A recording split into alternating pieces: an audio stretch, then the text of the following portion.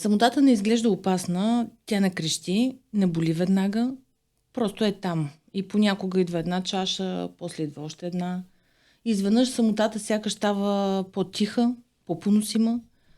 В България често казваме, че пием за здраве или за компания, но какво се случва, когато компанията изчезне и остане само бутилката? Самотата не е просто липса на хора около нас, покрай нас. Тя е усещането, че никой не ни разбира и че сме невидими. И тогава алкохолът идва като най-добрият лъжец. Той ни предлага топлина, когато ни е студено, и разговор, когато стаята е тихо. Защо самотният човек е най-лесната плячка за алкохола и кога едно питие за отпускане се превръща в единствения начин да понесеш себе си? Здравейте от мен, това е подкастът на Терапевтичен център Само днес, открито за зависимостите. Аз съм Мария Андонова. Започваме. И мои гости днес са психиатърът доктор Георги Чопанов и Павел Павлов, основател на Терапевтичен център Само днес. Здравейте и на вас. Здравейте. Кое е първото тук в цялата тази схема? Самотата, която води към и до алкохола, или алкохола, който води до постепенното изолиране на човек, докторе? И двете може да са верни. Ако искате, даже ще почнем от точно обратното на самотата. От това пием за компания. Защото, както казвам, не случайно го и казах, да. Много често. Иначе, да, възможно е тя да е непосредствен повод. Човек да е самотен, т.е. да му липсва комуникация, да му липсва компания и той да запълни тази празнота. Но по-скоро да започнем от другото. От прихващането, от заразяването. Не само за алкохола, това е и за много от наркотиците е така. Вие за това започнахте за компанията. Да, формалния повод. Че се научава от някъде. Става актуално постепенно в наше време. По този и по други поводи да се говори за социално заразяване. Нещо, което някогашните френски стари психолози и психиатри са наречили ментално заразяване. Но така се прихваща. Всички казват, психичните болести, психичните проблеми не са заразни. Истината, че са заразни метафорично по друг начин. Не сте ли ставали свидетели или най-малко не сте ли чували, че в някои семейства бащата примерно казва, я пини си 2 глътки на дете 9 годишно или понякога и по-малко, или тупни пръстчем така в биричката да опиташ. Нали? Да, има подобна имитация на Хаджи Марково възпитание. Да. Или дядо ми като е бил млад, е закусвал с вино и хляб. Да, той си е имал... Нали, което подсъзнателно говори, че няма никакъв проблем в това. Пий си от когато, колкото искаш, няма проблем. Но този дядо, вероятно, винаги си е знал рамката и границата. Много от дядовците кога губиш границата, кога губиш рамката? Виж, когато ти спре спирачката. Само, че ти обикновено кога и защо спира тази спирачка? Да. Защо при едни спира, при други не? Защо при едни спира спирачката? Тук вече говорим за причините за зависимостта. Защото деца вика, много хора употребяват разни неща, пробват. Повечето от тия, които пробват или употребяват инцидентно, не стават зависими. Тук вече идва въпроса за причинността.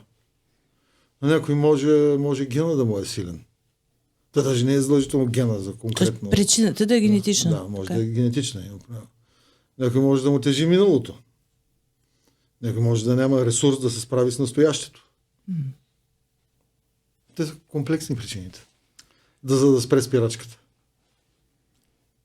По принцип, ние говорим, че няма как да станеш зависим само от една причина. Те са комплекс от фактори.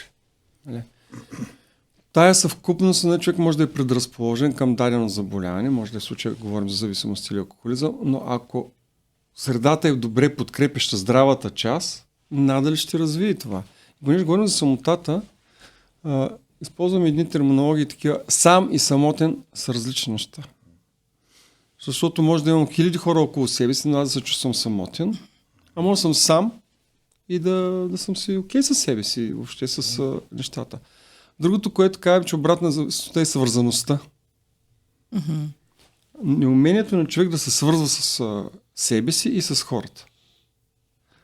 И това неумение води до изолация. Тоест, да заглушим шума.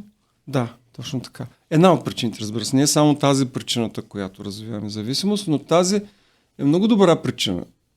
която може да провокира зависимостта. И това е, казваме, причината за развитие на зависимостта. Нали? Има заболявания, например заболявания в аутистичния спектър, хора, които живеят добре сами със себе си. И им е много трудно да се свързват с околния свят. Именно, да. За някой наистина самотата е поносима. Да. Тя не води до пристрастяване към едно или друго. Но такъв човек, ако усети, че примерно пие едно питие и се свързва с...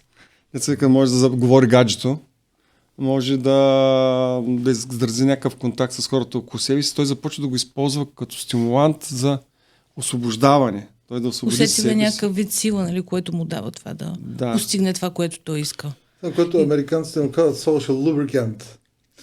Социална смазка. Social lubricant. Да. Такива по-социално тревожни хора, да речем, които може да са самотни, но пък това им тежи и искат да се свържат.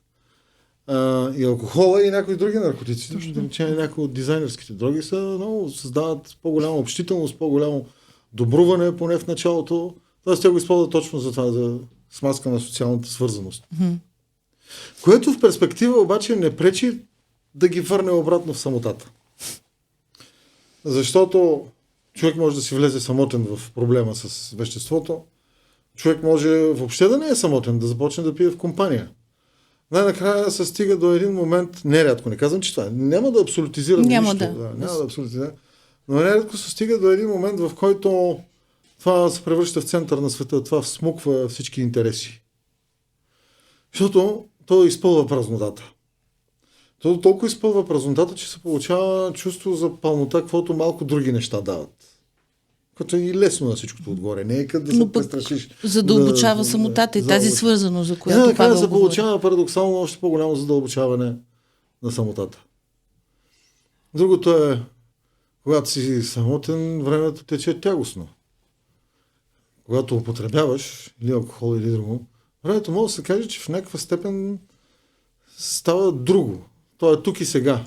Изчезва миналото, губи се бъдещето. То е едно тук и сега. Тоест той е изпълнен и тук и сега. Това е част от подвеждащия чар на зависимостта. Аз като че ли постоянно или поне така на мен ми се струва, че питам този въпрос, ама мъжете или жените са по-податливи към това. Може би не заради друго задавам този въпрос, а защото точно тук идва ролята на емоциите. Като жените, така се смята генерално, че са по-споделящи същества от мъжете. Има ли нещо такова? Затова ли процентът е различен? Това не е единствената причина. Та има и биологически причини. Ако конкретно е за алкохола, просто има биологически различия в начина на преработване на алкохола. Тоест не е само до емоции, начина по който ги изразяваме и споделяме. Това е и съвсем друго нещо, на обратния полюс. Биологията и културата се допълват, понякога си противоречат, понякога си допълват. Но друга страна е, че има все още такива ролеви модели, които се очакват жената да не прави така. Да. Те се разчупват, защото разкрепостяването в кавички на нашето време има и своите негативни черти. Да. Но има си едно такова културно ролево очакване, че жената не прави както може да употребява. Както е прието в обществото, да. Има една теория за алкохолизма, специално, че жената по-бързо развива алкохолизъм, т.е. като изследване, като наблюдение, нали? Но независимо от всичко, има една сега много модерна това разграничаване, женска енергия. Нали, едни семинари за женски енергия, едно чудо става, нали? А всъщност няма точно такова нещо. Имаме дялове на мозъка, които работят. Тоест, приоритетно в еволюционен план, нуждите на нашето общество са били жени да отговарят за ерикос, мъже да отговарят за ерикос, еволюционно сме се развили така. Но ако говорим вече за това са социалните норми, но какви са ми наблюденията на мен за тия там 20 години, с които се занимавам? Докато преди за нашето поколение да бъдеш жена да пие срамно.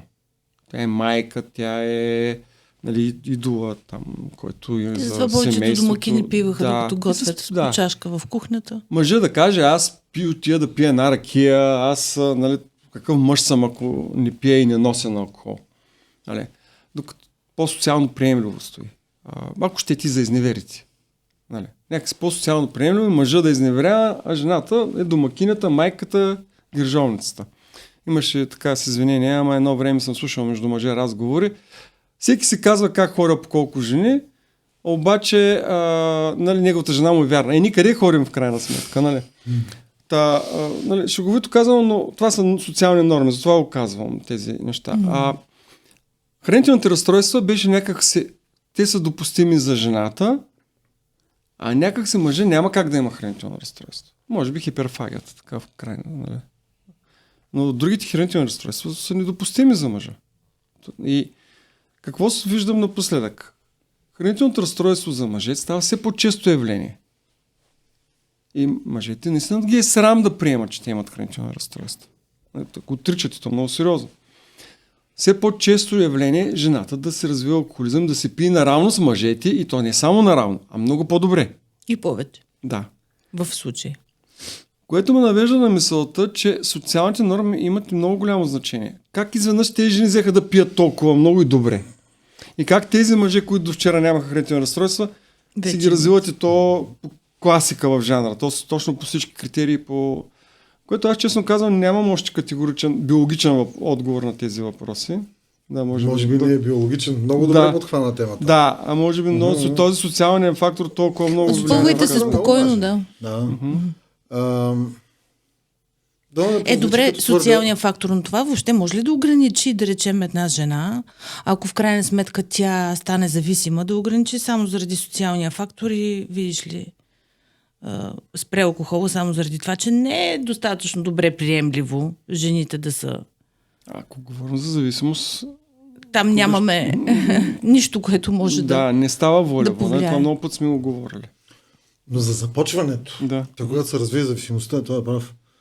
Това е много трудно вече за овладяване, но по отношение на започването на употребата, там има значение. Просто той е прав. Все още стоят тия модели, но те започват да се разрушават. Да. Защото, да не прозвучи като твърде остра критика на постмодерна, на духа на времето, само че първо имаме няколко събития, които се случват не само в България, те даже в България са малко по-късно.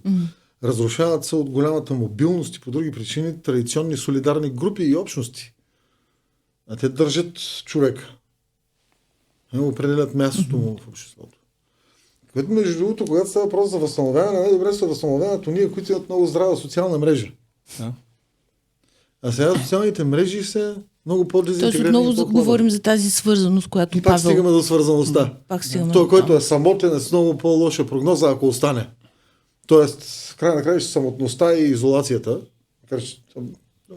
Споменах на изолация, не винаги е толкова лошо. Някой може да иска осамотение и да му е добре. Но самотата и така болестна изолация са и един прицел на терапевтични интервенции.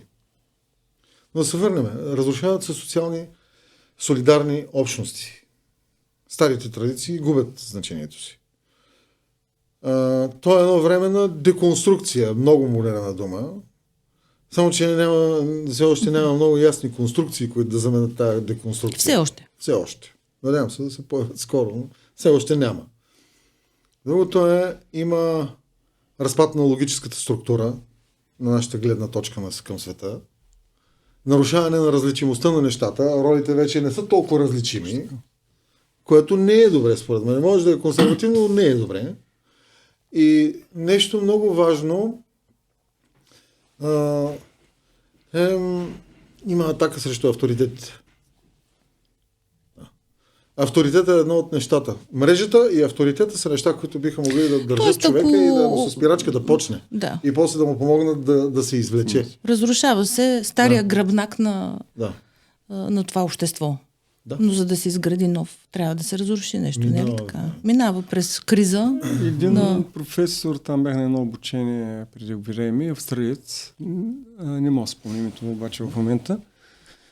Той каза следното за обществото, което много ми хареса, че обществото в момента е в процес на аномия. Тоест, старите правила не вържат, но нямаме изградени нови норми, нови правила. Беше професор Денков, много сериозен, Да. уважаван философ. Той имаше, да, наистина беше писал в една малка статия във вестник, сега още преди 15 години, може би, 2 от диагнозите на нашето общество алалия, но не в клинично-психологичния смисъл, че загуба на способност за реч и че не се говори за нещо. Да. За много неща, за много проблеми не се говори. И другото му беше аномия на Дюркем. Да, аномията е точно той. Изпадане в безтегловност на хората, които губят ценностовата рамка. Вероятно в някакъв момент ще се намери новия конструкт. Това не става чрез някаква революция, чрез някакъв... Но просто това е времето, в което живеем сега. И да се върнем пак към алкохола, усещането, което то ни дава за илюзорна свързаност, компания. Нали, ние говорим, че човек по-лесно може да се оттърси от това, ако има здрава социална структура зад него. Нали така? Обаче в случай, в който той започне да се изолира и да излиза от тази структура, какво се случва? Аз между другото, тук един друг подкаст говорихме за те наречените вече изкуствени интелекти и тези съвременни нови технологии. И понеже темата е за самотата, всъщност младите хора стават все по-самотни. Благодарение на изкуствен интелект, благодарение на точно тези технологии. Тяхната комуникация е изключително, особено чрез този COVID, тотално света започна да се променя. Тоест, основното средство на комуникация е телефона, екраните и така нататък. Възприятията за света са такива. Губят нормални умения пак за свързаност. Значи ние говорим за алкохолизъм колко години, когато семейните стойности все още са били толкова силни и ценности, а сега няма такива. Тоест човек става все по-самотен. И алкохола е едно идеално средство или другите вещества за разчупване на тези норми. Има много момчета или момичета, които идват в кабинета ми, които абсолютно са социални инвалиди, буквално социални инвалиди. Никаква реална преценка за света. Никаква, нулева реална преценка. Нулеви социални умения. Контактите му са изключително онлайн. Успехите му са само онлайн. Тоест, в живота и аз задавам винаги един също въпрос. Добре, утре, когато стане нещо с твоето семейство, ако умре майка ти, какво правиш? И край, блокаж пълен. Няма никакъв отговор на това. Павка, с теб много пъти сме си говорили тук нали, за твоята лична история, пристрастеност, зависимост. Ти какъв алкохолик беше? С компания или пък от самотните? Значи, аз бях самотник, т.е. така разбрах какво значи да сам и самотен, че са различни неща. Т.е. с хиляди хора около мен, много контакти, изключително много, социален пияч, буквално по заведения, но в същото време изключително сам. Това запълваше ли ти вътрешната самота? В един момент не. Докато все по-често но накрая... Но момент, в който си имал илюзията за това. Последните етапи, вече накрая, говоря за себе си сега, нали, защото много други хора са по друг начин, даже се оказа, че повече са по друг начин. Пак е социална култура, между другото. Да, вече започвах да се изолирам, да се крия. Да влизам в тези, как се казва, в изолация. Тоест да стана сам и да спия сам. Умишлено я търсиш? Какво значи умишлено тогава? Аз не знам как да го... Съзнателно, в това състояние... Това състояние просто никой да ме занимава. Тоест, какво беше то? Седя и мисля, имаше една патка, седяла и мисляла. Накрая разбрах, че само седяла, нали? По-едно време гледам, само мисля. Само седя. И така, не, тоест... Така беше. Афоризма. Да, те са мисъл, че мислиш, нещо уж се случва в главата, ама... Циклиш, толкова. Така че самотата, също другото, понеже говорим за самота, много е от едно време, това вече не е само съвременно явление, но в това започват тия хора, които напредват с годините, възрастта. И понеже и при малко стана въпрос, доктор Джопанов също спомена за тези неща, че вече хората, които започват да седят сами, т.е. какво става? Ние живеем по-дълго време. Вече продължителността за живота се увеличи. Социалните структури, социалната общност е няма. Сега моя баща, например, казва, аз нямам приятели вече. Защо няма приятели? Защото ги наживя. Затова няма приятели. И си е сам. Трудно ходи, не може да отиде да се разхожда. Нали? И той става все по-самотен и по-самотен. С кого е свързан? Свързан с телевизора. Толкова край. Няма друга връзка със света. И майка ми, но нали, връзката му със света е чрез телевизора. И какво почва да прави баща ми? Почва да пие. Почва да пие. Това е. Никога при живота този човек е пил сигурно на месеца по 50 грама. А сега започва да пие. Тоест тук не е скуката, а самотата и... Самотата. И скука, и самота, скука. и всичко. Цял ден на едно. Човек, който е свикнал да е активен, да живее, да... Идвали са хора при мен, които с много активен живот са имали. Активен живот, който са постигнали успехи и в един момент пенсия. Те с мечта, прослугата, искам да излява пенсия, да се почина. Да, ама той не е свикнал да гледа градинки, да остава сам в къщи, седи, няма смисъл, няма движеща сила и почва да пие. Това, между другото, е много често явление. Така е, да. Много хора ни гледат. Такива, които имат проблем. Други, които в крайна сметка имат такива приятели или в семейството, човек с когото живеят. Какво се случва преди да потърсиш помощ? Докъде трябва да си стигнал, за да разбереш, че си в един двоен капан на зависимост, на самота?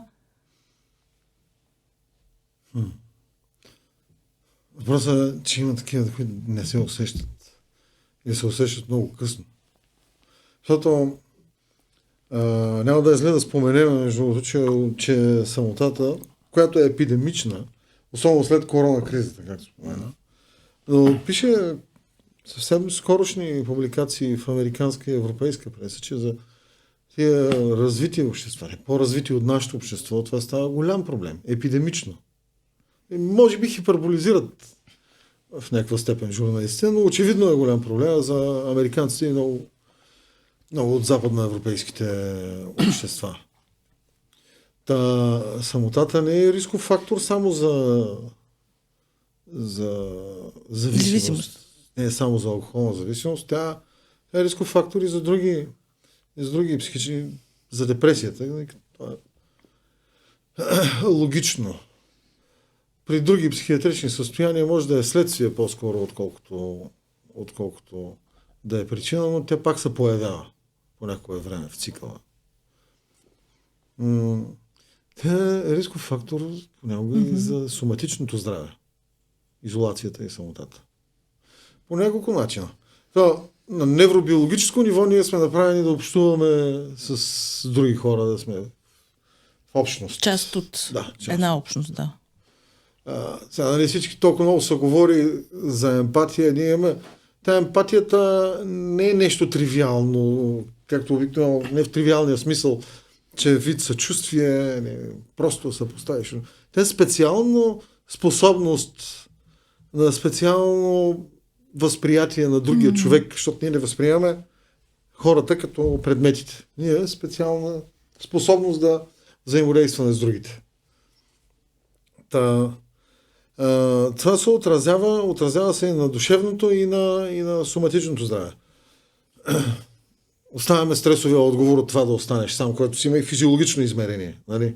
Пък като си дълго време сам, то става хроничен стрес. Освен ако не си роден самотник, който не му пречи това. Има такива, той Павел каза, че не е основателно.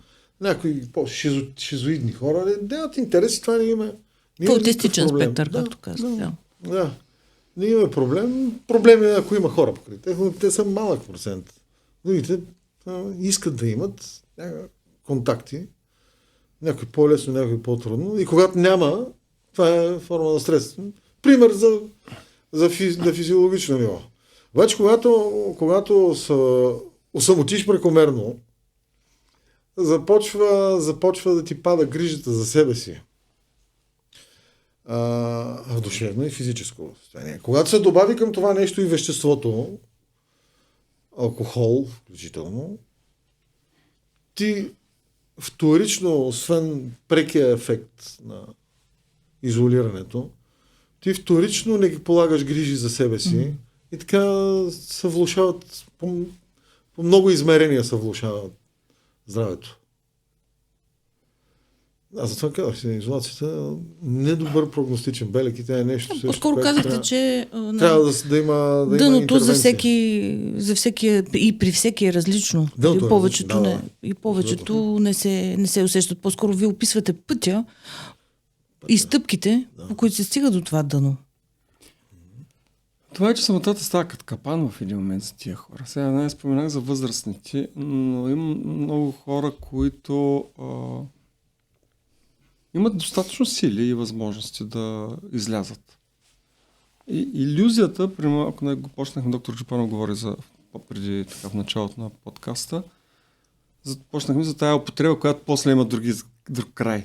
Тоест, хората започват да пият, за да се освободят. Тоест, за да се почувстват по-малко самотни, че не се случва, да се успокоят, да излязат от така потиснато. Може да не е този депресия, но със сигурност имат някаква потиснатост или тревожност, която развиват от изолацията. И в един момент алкохол става обратното действие има. И другите вещества, да кажем, сега говорим за алкохола. Той започва вече да блокира способността човека и желанието да излезе от тази среда. Тоест той става все по-изолиран и все по-самоизолиран. Срещата с другите хора по-скоро може да я приеме като социалната среща да се напием и заедно, което не е решението. И още по-лошото е, че всяко решение му се струва като груба намеса в личното пространство. Той саботира решението. Той започва да изкривява реалността към своята си нужда и потребност. Както да бъде удобно за него. А в случая той си мисли, че удобното му е да пие. А как трябва да се говори с такъв човек? Когато го виждаме, че има проблем, изолира се. Понякога трябва да случи. Мисля, че близките не са загрижени. Загрижени са. Разбира се. Но много често трябва да се случи нещо много стряскащо, здравословно или някакъв инцидент, ако човек е потънал дълбоко в тая самота, за да бъде изваден. Значи, ако не е толкова изолиран, има шанс. И тук се сблъскваме с амбивалентността. Добре, ако не е толкова изолиран, как се говори с един такъв човек? Може ли да се каже директно ли да подходим или... Може да се опитате. Хората опитват директно, най-често срещат съпротива. Има един български начин, стар мъжете от рода да го хванат, но това е в по-традиционните сектори на обществото. Мъжете от рода го хващат и го волят. Но това е все по-рядко явление. Нали? Хората уважават свободата на другия, даже и когато се саморазрушава. Да. На сила хубост не става. Има, между другото, той без да има зависимост, ние сме амбивалентни същества. Колебаеме се до някое време между искам, не искам, харесва ми, не ми харесва. Да, но в средностатистическия случай това се решава по някакъв начин. Докато в някои психиатрични състояния, като алкохолизма, натрапливото разстройство, много от шизофрениите, това си остава така, доста водещ, доминиращо. Това, образно казано, раздвоение. Това раздвоение, което е проблем в цял клас психиатрични разстройства, всъщност може да е и ресурс за работа с него. Защото на един от основните терапевтични методи, използвани в работа с зависими хора, е мотивационното интервюиране. Един от основните стълбове на мотивационното интервюиране е работа с амбивалентността, цел да се извлече мотивация за промяна от самия човек. Как се случва това мотивационно интервюиране? Ще влезете ли малко в детайл? Интересно е. То не е цяла терапия. То е част от... Това се прави в началото? То е точно за началото при първи контакт. И когато идва при вас или водят човек, който много се колебае и даже поне на първо време не иска, но все пак идва и все пак го водят. Какво го питате? Най-вероятно си имате стандарт, по който... То е специален комуникативен стил, в който е един от принципите да не се влиза пряко в Да, просто искам конфронтация. да си го представя. Представете си, че аз идвам или някой ме води, няма значение. И съм човека, на когото трябва да правите такова мотивационно Няколко интервю. думи тогава за духа. За духа. На този вид консултиране. Той е базиран на клиент-центрирана терапия на Карл Роджерс. Уважаван хуманистичен метод на психотерапия. Основна особеност е партньорството. Когато при някои други терапевтични модели, особено поведенческите, които имат своето място в зависимости, то не малко, просто друг начин. Тук е партньорство, т.е. ти не вървиш пред пациента, а ти вървиш до него. Даже понякога леко зад него. Подкрепещо, но подкрепещо. И с приемане. Колкото и да е крив човек, има ценни качества. Рядко са хората, които са абсолютно зло. По принцип зло съществува, то е факт и несъмнен, и то не бива да бъде релативизирано, но повечето хора не са тотално зло. Огромното мнозинство. Приемане на човека, подкрепа на неговите усилия да се справи с може би най-вече да не се почувства виновен в това, което... Да, обвиненията, абсолютно. Виновен. Морализациите тук... По-скоро се избяга конфронтация. Да, избягва се, защото морализирането обикновено вкарва в тези ситуации в конфронтация, така че то се избягва. Така е. Танцуваме с клиента. Танцуваме с клиента, казва нашите... Има доста опитни инструктори по този консултативен метод в България. Това е като танц с клиента. Така че, излизайки от това мотивационно интервю, резултатът трябва да бъде... Не ние, а той да реши. реши. Той да реши. Той да реши. Уважава се неговата автономия. Тоест, вие така да изтанцувате този танц с него, че накрая той да вземе сам решението си. Той да вземе сам решението си. Значи имаме тия следните. Тоест, ако говорим професионалиста, добре би било професионалиста да има такива техники. Те са два основни подхода: мотивационно интервю и краткосрочна терапия за взимане на решение. Са тия всички са обосновани на Карл Роджерс, между другото. Вече надградени и развити с времето. Но това е когато стигнем до професионалиста, а когато говорим за семейството, тогава аз лично бих им препоръчал интервенцията като процес. Тогава е вид конфронтиране. Конфронтирането е... Тоест някой от семейството не може да направи такова мотивационно интервю, трудно да би кажем. Направено. Или трябва да мине наистина обучения, които са свързани с... Тоест трябва да има авторитета на терапевта пред себе си, този човек. Това е трики. Добре. Не трябва много да се акцентира на авторитета, точно заради партньорския акцент. В други терапии авторитета е важен. Но тук не трябва много да се акцентира на авторитета и че ти си експерт. Акцентът е, че другия човек е експерт в неговия живот. Има една естествена нагласа от хората на всяка цена да опитаме да помогнем. Не можеш да помогнеш на всички. Да. А как стоите? Такъв духа на времето до някъде няма. За чиста зависимост, да речем, ако погледнем закон, за чиста зависимост няма задължително лечение в България. Има задължително лечение, ако някой направи голяма беля и ако развива усложнения на алкохолната или друга зависимост. Само една добавка. Има такъв експеримент да се обучат членове на семейството в мотивационно интервюиране, но това е само експериментално. Това е в едно холандско проучване при младежи с зависимост към марихуана. Има обучение, интервенция през родителите, които се обучават в някои от техниките в мотивационното интервюиране, да работят така, по този начин със своите деца. И как? Успешно. Какъв резултат? Дава резултат положителен по отношение на употребата на марихуана при тия деца. Включително някои от тия деца и юноши са не само зависими, а те имат и коморбидност и друга психиатрична Тоест не дава болест. резултат за всички зависимости. Не дава. Пак казвам, това е експериментално. Интересно е, конкретен отговор на начин. Има нещо такова, но то е експериментално с ограничена време. Прави се от професионалист, който трябва да се обучи за той. Добре, тъй като аз постоянно ви бутам в тази посока, наистина искам да си го представя. Как стоите? Близо един до друг, в приятелска обстановка? Приятелски ли протича този разговор? Аз ще ви кажа няколко различия. Има смисъл такъв, че аз специално говоря аз какво бих правил, какво правя. Има много пъти, ако аз го правя, Реагирам според ситуацията. Примерно, един от най-старите методи за работа е един алкохолик говори с друг алкохолик. Когато виждам, че съпротивите са много големи с човека, когато виждам, че почти нищо не сработва, Да. тогава в професионалния език го наричаме себе разкриване. Тоест, аз говоря от моя личен опит. Не говоря за него.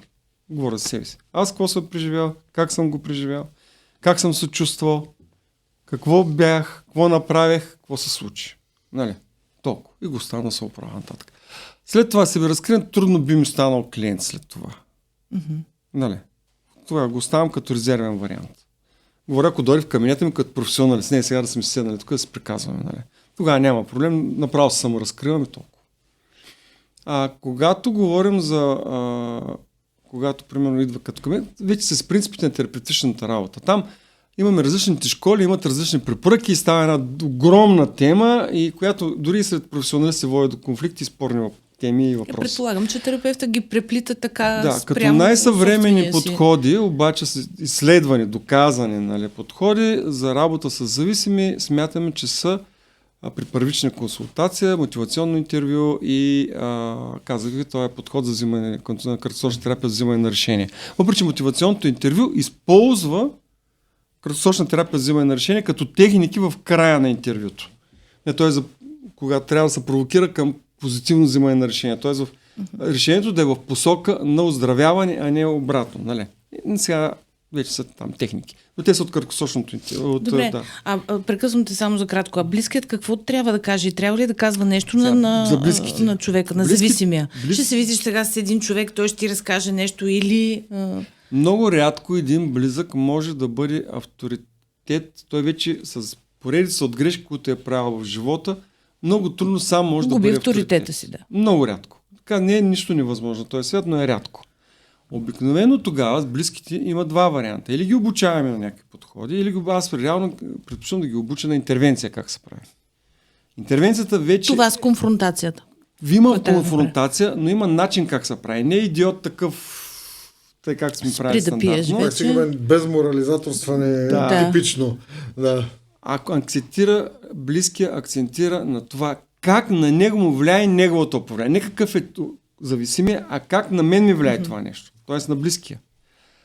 С факти и цифри е говоренето, че когато той направи ейди какво си, тогава аз се чувствам ейди как си.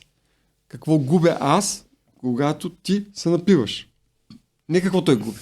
Аз какво губя. И че аз, понеже те обичам и не искам да те виждам как умираш и поводяваш, и както понеже като ми се прибереш, и мен ме е страх като си пил, или да ти плащам, да виждам как умираш и така нататък, аз от тук нататък няма да го правя това нещо. Ако искаш, имаш избор. Или отиваш да се лекуваш, или прави каквото искаш. Примерно няма ти давам пари, или излизаш от къщата, или там вече всеки един го изследваме този вариант. Какво се случва накрая? Когато няколко човека го направят, дадат категорично решение или, Тогава вече... той пак има избор. Но казвам все пак конфронтация, защото вече имаме поставени ясни граници. Аз съм до тук. Край. Нали? Много трудно е на близки да издържат на това казване, затова ги обучаваме да кажат нещо, което ще спазят, а не нещо, което няма да спазят. Нали? Това е интервенцията като подход. Много е важно да е честно и прямо. Да. Честно. Много добре го каза това. Нещо, което те ще направят. Да. Не трябва да дават празни обещания. То така или иначе, един от механизмите е илюзия, самозаблуждение, рационализации. Много работят в алкохолната и другите зависимости. Така че ако ти започнеш да го заблуждаваш и да го лъжеш, ти влизаш в тази игра. Ти подкрепяш поведението. Подкрепяш, съдействаш. Да, съдействаш. Да. Даже и да е за добро, пак може да най-накрая да се извъртят нещата. Може благородната лъжа, ама благородната лъжа руши по някой път доверието. Когато...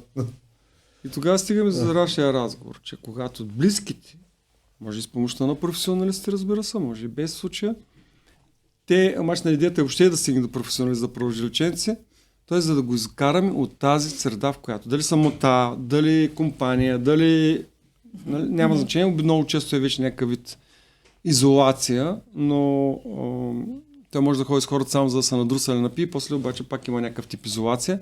Което е псевдосвързване, да. Реално той има, като говорим за варианта на социалната смазка, социалния лубрикант, то по някое време се измества акцента.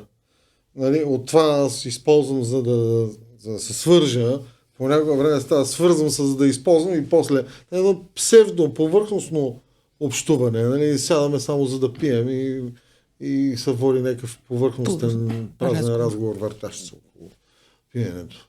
Така че да. И после пак се затваря цикъла на изолация. И затова трябва да го раздрусаме. Нещо трябва да го раздруса. Ако не, там вече Вселената леко направи катастрофа, пил или каквото ще да е, или там влиза в затвора, взимат му книжката, нали? Но много често трябва нещо да го раздруса. И затова ние не го наричаме дъно, а повдигане на дъното. Добре. Тоест, близките ги обучаваме как да не се стигне до това нещо, а да провокират в него съзнаването, че той има отново нужда от помощ и да я приеме. Защото много често е симулация на нужда.